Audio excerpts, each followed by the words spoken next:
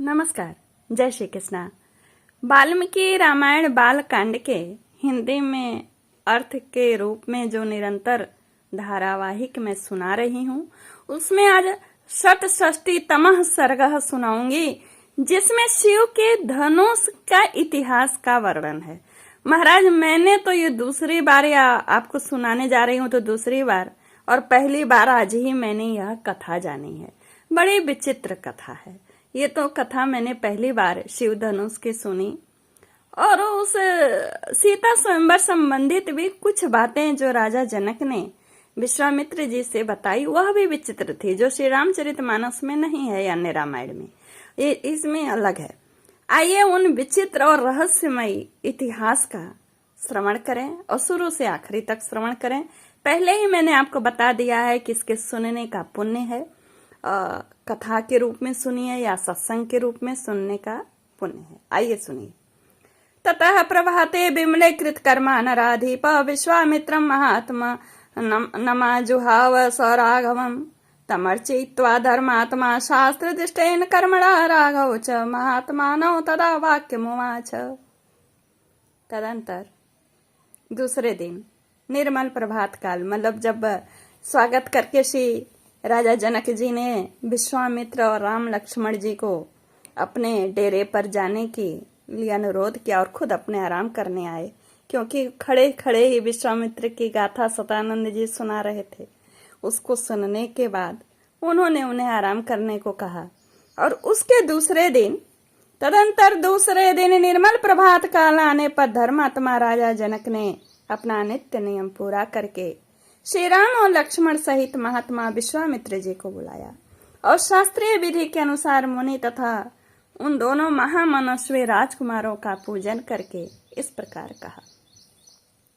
भगवान, आपका स्वागत है। निष्पाप महर्षि, आप मुझे आज्ञा दीजिए, मैं आपकी क्या सेवा करूं, क्योंकि मैं आपका आज्ञा पालक हूँ। एवं मुक्तः स धर्मात्मा जन के न महात्मना प्रत्युवाच मुनि श्रेष्ठो वाक्यम वाक्य विशारद।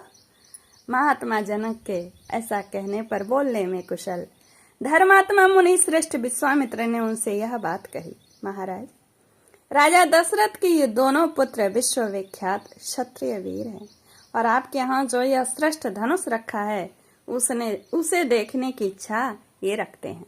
आपका कल्याण हो, वह धनुष इन्हें दिखा दीजिए, इससे इनकी इच्छा पूरी हो जाएगी। फिर ये दोनों राजकुमार उस धनुष के दर्शन मात्र से संतुष्ट हो इच्छा अनुसार अपनी राजधानी को लौट जाएंगे।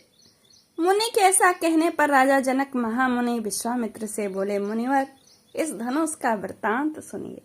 जिस उद्देश्य से यह धनुष यहाँ रखा गया है वह सब मैं आपको बताता हूँ। भगवान, निमि के ज्येष्ठ पुत्र राजा देवरात के नाम से विख्यात थे। उन्हीं महात्मा के हाथ में यह धनुष धरोहर के रूप में दिया गया था। कहते हैं पूर्व काल में दक्ष यज्ञ विध्वंस के समय परम पराक्रमी भगवान शंकर ने खेल खेल में ही रोष पूर्वक इस धनुष को उठाकर यज्ञ विध्वंस के पश्चात देवताओं से कहा, देवगण, मैं यज्ञ में भाग प्राप्त करना चाहता था, किंतु तुम लोगों ने नहीं दिया, इसलिए इस धनुष से मैं तुम सब लोगों के परम पूजनीय श्रेष्ठ अंग मस्तक काट डालूंगा। मुनि श्रेष्ठ यह सुनकर संपूर्ण देवता उदास हो गए। राजा जनक कहते हैं विश्वामित्र से, मुनि श्रेष्ठ यह सुनकर संपूर्ण देवता उदास हो गए और स्तुति के द्वारा देवाधिदेव महादेव जी को प्रसन्न करने लगे। अंत में उन पर भगवान शिव प्रसन्न हो गए। प्रसन्न होकर उन्होंने उन सब महामनस्वी देवताओं को यह धनुष अर्पण कर दिया। वही यह देवाधिदेव महात्मा भगवान शंकर का धनुष रत्न यही है, जो मेरे पूर्वज महाराज देवरात के पास धरोहर के रूप में रखा गया था। अब आगे वे अपने पुत्री की प्राप्ति की कथा सुनाते हैं और उस प्रतिज्ञा का, धनुष प्रतिज्ञा, स्वयंवर प्रतिज्ञा का बड़ा रोचक है। मैं तो पहली बार सुनी हूँ इसे। एक दिन मैं यज्ञ के लिए भूमि शोधन करते समय खेत में हल चला रहा था। उसी समय हल के अग्र भाग से जोती गई भूमि हराई या सीता से एक कन्या प्रकट हुई। हल से सीता हल द्वारा खींची गई रेखा से उत्पन्न होने के कारण उसका नाम सीता रखा गया। पृथ्वी से प्रकट हुई वह मेरी कन्या क्रमशः बढ़कर सयानी हुई। अपनी इस अयोनिजा कन्या के विषय में मैंने यह निश्चय किया, जो अपने पराक्रम से इस धनुष को चढ़ा कर देगा उसी के साथ मैं इसका ब्याह करूंगा। इस तरह इसे वीर्यशुल्का बनाकर अपने घर में रख छोड़ा है। वीर्यशुल्का मतलब पराक्रम रूप शुल्क वाली, यानी पराक्रम दिखाओ, पराक्रम के शुल्क के रूप में पराक्रम दिखाना, समझ लीजिए, इसे कहते हैं वीर्यशुल्का। मुनि श्रेष्ठ कहते हैं राजा जनक, मुनि श्रेष्ठ, भूतल से प्रकट होकर दिनों दिन बढ़ने वाली मेरे पुत्री सीता को कई राजाओं ने यहीं आकर मांगा। ये आगे का जो इतिहास से बताएंगे ना, इसको ये भी मैं पहली बार या इसमें तो दूसरी बार सुनी हूँ। परंतु भगवान कहते हैं राजा जनक, परंतु भगवान, कन्या का वर्ण करने वाले उन सभी राजाओं को मैंने यह बता दिया कि मेरी कन्या वीर्यशुल्का है, यानी आप पराक्रम प्रकट के द्वारा इसे विजय करिए, इसे प्राप्त करिए। उचित पराक्रम प्रकट करने पर ही कोई पुरुष मेरी कन्या के साथ विवाह करने का अधिकारी होगा।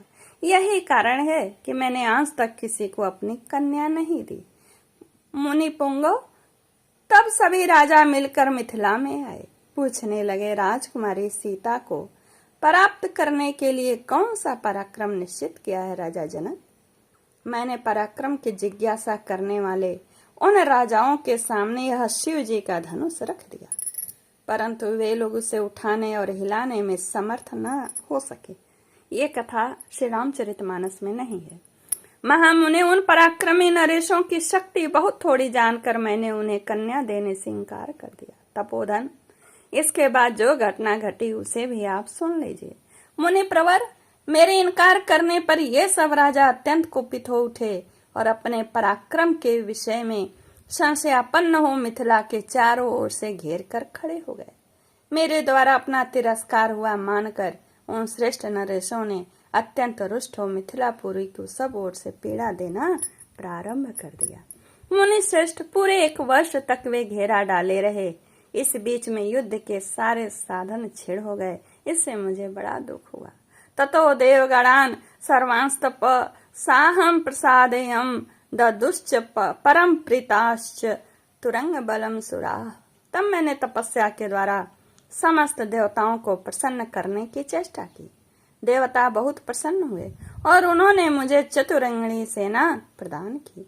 फिर तो हमारे सैनिकों की मार खाकर वे सभी पापाचारी राजा जो बलहीन थे अथवा जिनके बलवान होने में संदेह था, मंत्रियों सहित भागकर विभिन्न दिशाओं में चले गए। मुनि श्रेष्ठ, यही वह परम प्रकाशमान धनुष है। उत्तम व्रत का पालन करने वाले महर्षि, मैं उसे श्री राम और लक्ष्मण को भी दिखाऊंगा।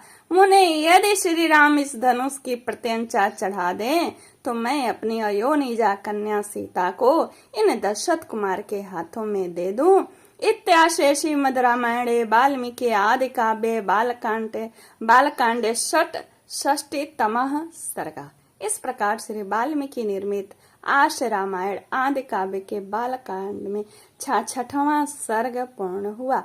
श्री राम जय राम जय जय राम, श्री राम जय राम जय जय राम, श्री राम जय राम जय जय राम, श्री राम जय राम जय जय राम, श्री राम जय राम जय जय राम, मधुर नाम श्री राम जय राम जय जय राम, श्री राम जय राम जय जय राम, श्री राम जय राम जय जय राम, श्री राम जय राम जय जय जय राम। नमस्कार, जय Shri Krishna. Like comment share कर दिया करें, ठीक है। आपको पसंद है तभी तो देखते हैं तो लाइक करने में क्या जाता, नाम थोड़ी ना था लाइक